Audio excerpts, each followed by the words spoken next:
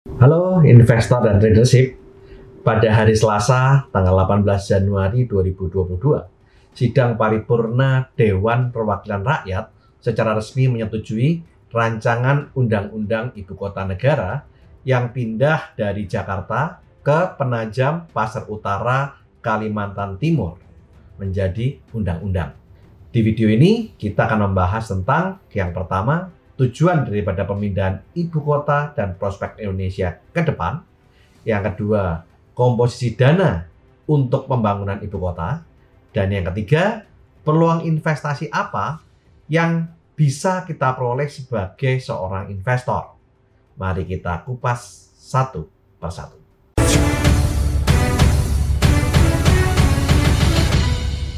Ibu kota negara baru Indonesia yang akan berdiri di Teluk Balikpapan, Kalimantan Timur itu diberi nama Nusantara.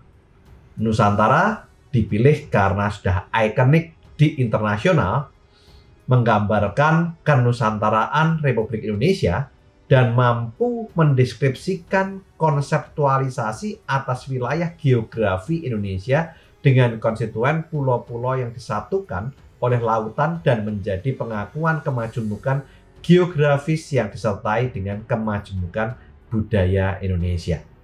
Yang pertama, kita akan bahas tentang tujuan pemindahan ibu kota dari Jakarta ke Nusantara. Yaitu yang pertama, salah satu cara untuk mengurangi kesenjangan ekonomi antara Jawa dengan luar Jawa. Yang kedua, untuk mengubah mindset, mengubah cara kerja birokrasi, agar lebih efisien dan lebih baik. Yang ketiga, minimnya resiko bencana alam yang akan melanda ibu kota baru seperti bencana banjir, tsunami, kebakaran hutan, gunung berapi, gempa bumi, hingga tanah longsor, karena di Kalimantan Timur hal-hal itu lebih tidak rawan dibandingkan di Jakarta. Yang keempat, lokasi ibu kota baru di Kalimantan Timur yang strategis berada di tengah-tengah Indonesia dan dekat dengan dua kota yang telah ada dan terus berkembang, yaitu Balikpapan dan Samarinda, serta Kalimantan Timur memiliki infrastruktur yang relatif sudah lengkap. Yang kelima, pemerintah telah memiliki lahan seluas 180.000 hektar. Yang keenam, pemindahan ibu kota diharapkan juga dapat mengerek laju ekonomi dan pembangunan di Kalimantan, khususnya Kalimantan Timur. Ibu kota negara akan menjadi mesin penggerak perekonomian bagi Kalimantan dan menjadi pemicu penguatan rantai nilai domestik di seluruh kawasan timur Indonesia. Pembangunan IKN menempatkan Indonesia dalam posisi yang lebih strategis dalam jalur perdagangan dunia, aliran investasi, dan inovasi teknologi. Selain itu, IKN juga akan menjadi proyek percontohan bagi pengembangan kota yang berkelanjutan yang didorong oleh penerapan teknologi terkini. Yang ketujuh, pemerintah juga sedang memacu hilirisasi industri sumber daya alam di luar Pulau Jawa. Di kawasan sektor IKN memiliki banyak sumber daya alam seperti minyak sebanyak 27.000 barel, gas bumi 844 juta kaki kubik per hari, batu bara 5,6 miliar ton dengan cadangan 386,63 juta ton, batuan andesit dengan luas tambang 50 hektar, biji emas sebesar 746,9 juta ton, biji perak 305,67 juta ton, dan masih banyak sumber daya alam yang lain.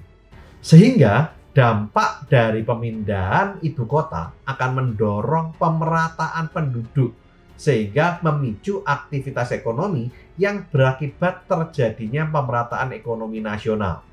Menurut data Badan Pusat Statistik pada triwulan 3 2021, Pulau Jawa masih menjadi kontributor utama perekonomian nasional dengan porsi mencapai 57,55% dari GDP Indonesia. Padahal luas Pulau Jawa tidak sampai mencapai 7% dari total luas wilayah Indonesia. tetapi memiliki penduduk lebih dari 50% penduduk Indonesia. Sedangkan kontribusi Pulau Kalimantan hanya mencapai 8,32% dari GDP Indonesia. Padahal total luas wilayah Pulau Kalimantan mencapai lebih dari 38% dari total wilayah Indonesia. Dengan jumlah penduduk hanya 16,23 juta jiwa atau kurang dari 7% penduduk Indonesia. Sehingga dengan adanya ibu kota negara baru, diharapkan akan terjadi urbanisasi yang membuat terjadinya pemerataan penduduk dan peningkatan kontribusi ekonomi Pulau Kalimantan. Sehingga akan terjadi pemerataan ekonomi nasional dan peningkatan angka pertumbuhan ekonomi Indonesia secara GDP atau PDB atau produk domestik bruto yang akan meningkatkan kemakmuran rakyat Indonesia. Yang kedua, kita akan membahas tentang komposisi dana untuk pembangunan ibu kota. Pembangunan ibu kota negara membutuhkan anggaran sebesar 466 triliun diperkirakan berdasarkan dokumen RPJMN 2020-2024. Dalam dokumen itu, rencana porsi pembangunan dari APBN sekitar 19% dan sisanya 81% dilakukan bersama investor swasta.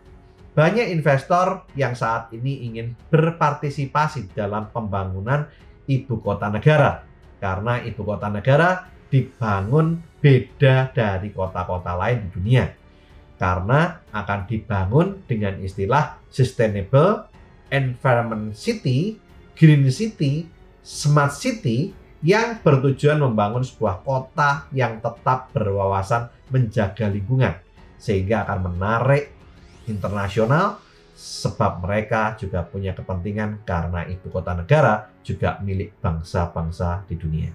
Saat ini sudah ada 6 negara yang berminat menjadi investor di ibu kota negara baru, yaitu Uni Emirat Arab, Inggris, Jerman, Cina, Korea, dan Jepang.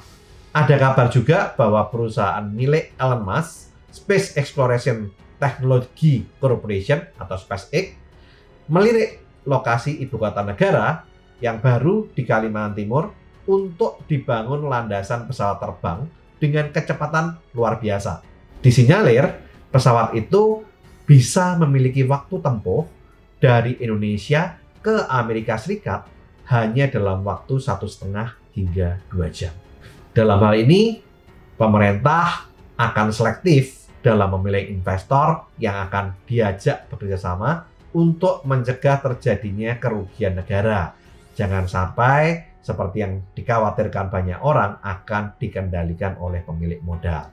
Nah, kabar yang terbaru pada tanggal 22 Januari 2022, pemerintah secara resmi mengumumkan skema pembiayaan pembangunan ibu kota negara Nusantara hingga 2024 akan lebih banyak dibebankan pada APBN, yakni mencapai 53,3%, sisanya dana didapat dari kerjasama pemerintah dan badan usaha atau KPBU, swasta, dan BUMN sebesar 46,7%.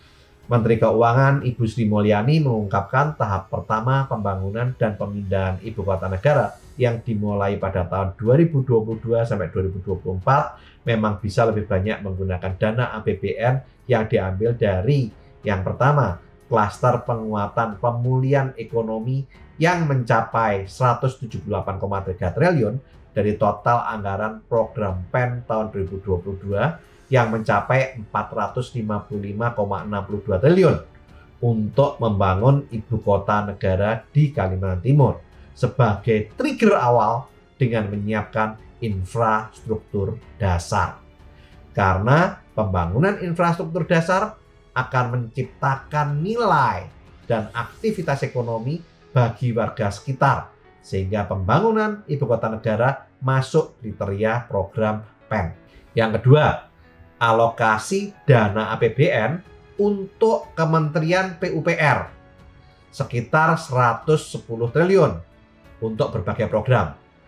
Hal ini bisa direalokasi sebagian dana untuk pembangunan Ibu Kota Negara Nusantara. Rencana pembangunan IKN di Kalimantan ini juga didukung oleh semua pihak demi mendorong pertumbuhan perekonomian, seperti PT PLN Persero siap memasok listrik sebesar 850 megavolt ampere ke Kalimantan Vero Industri atau KFI dan PT Kobeksindo Semen yang berada di Kalimantan Timur. Komitmen memasok listrik dipastikan dengan ditandatanganinya perjanjian jual beli tenaga listrik antara PLN dan Kobeksindo sebesar 50 MVA pada Oktober 2021 lalu, serta pada tanggal 31 Desember 2021 antara PLN dan KFI sebesar 800 MVA. PLN pun bergerak cepat agar penyediaan listrik untuk pelanggan tegangan tinggi ini bisa segera teraliri. Setelah disahkannya rancangan undang-undang, pemerintah akan secara bertahap membangun ibu kota negara baru dan proses pembangunan ibu kota baru akan berlangsung sampai tahun 2045. Dalam draft rancangan undang-undang ibu kota negara yang telah disahkan oleh DPR RI, dijelaskan bahwa Ibu Kota Negara Nusantara meliputi wilayah daratan seluas kurang lebih 256.142 hektar dan wilayah perairan laut sebesar 68.189 hektar. Kawasan itu akan dibagi menjadi dua. Yang pertama kawasan yang bakal jadi ibu kota baru seluas 56.180 hektar dan kawasan pengembangan seluas 199.962 hektar. Pusat pemerintahan termasuk dalam area ibu kota negara baru dengan luas 6.596 hektar. Untuk 2022 sampai 2024, fokus pembangunan ibu kota negara adalah desain pelaksanaan yang paling prioritas seperti kawasan inti pusat pemerintahan, antara lain kantor presiden, kantor wapres, kantor pemerintahan DPR dan MPR, jalan-jalan kawasan, dan jalan menuju ibu kota negara dari Balikpapan.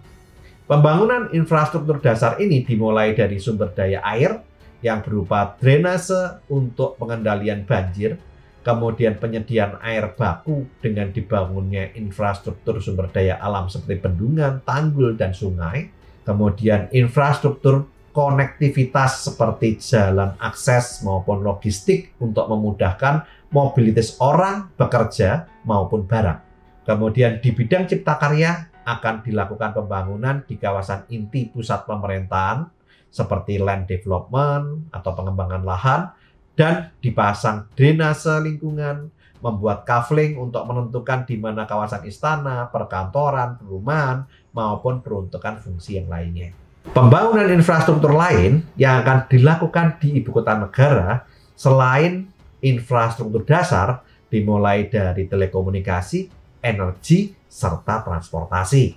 Menteri Pekerjaan Umum dan Perumahan Rakyat atau PUPR, Bapak Basuki Hadi Mulyono, memastikan pemerintah akan melibatkan penyedia jasa konstruksi yang ada di seluruh Indonesia. Dari kondisi yang saya jelaskan di atas, bisa disimpulkan bahwa ada peluang investasi yang bisa kita peroleh sebagai investor saham dalam jangka menengah panjang jika proyek ibu kota negara baru pindah dari Jakarta ke Nusantara dengan membeli saham-saham yang berhubungan dengan sektor-sektor yang berkaitan dengan pembangunan infrastruktur dasar. Dari sektor infrastruktur, Anda bisa perhatikan saham Wijaya Karya atau Wika, Adikarya atau Adi, Waskita Karya atau WSKT, kemudian PTPP, dan yang lain-lain. Kemudian sektor telekomunikasi seperti saham Telkom, kemudian ada juga yang di sektor energi ataupun juga di sektor transportasi. Video ini dibuat untuk keperluan edukasi, bukan ajakan untuk membeli ataupun menjual saham. Jika Anda membeli atau menjual saham karena melihat video ini, segala keuntungan ataupun kerugian merupakan tanggung jawab Anda pribadi. Disclaimer on. Oke, lakukan terus saving, investing, protecting agar hidup Anda makin safe. Saya, Tony Hermawan Adikarya, sampai jumpa di puncak kemakmuran.